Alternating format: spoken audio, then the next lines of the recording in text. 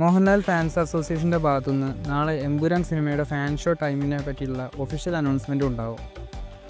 എന്തായാലും നല്ലൊരു സമയം തന്നെ പ്രഖ്യാപിക്കട്ടെ എന്ന് തന്നെ നമുക്ക് പ്രതീക്ഷിക്കാം. ഖത്തറിൽ എമ്പുരാൻ സിനിമയുടെ ഫാൻ ഷോ സോൾഡ് ഔട്ട് ആയിട്ടുണ്ട്.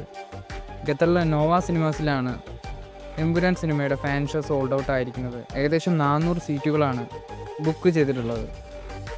കണ്ണൂർ സിറ്റിയിലെ ഒരുവിധം സ്ക്രീനുകളൊക്കെ ഇപ്പോൾ സോൾഡ് ഔട്ട് ആയിട്ടുണ്ട്. സവിത, സരിത, സമുദ്ര, ലിബർട്ടി സ്ക്രീൻ 2 എന്നീ സ്ക്രീനുകളാണ് എമ്പുരാൻ സിനിമയുടെ ഫാൻ ഷോസ് ലോക്ക് ചെയ്തിട്ടുള്ളത്.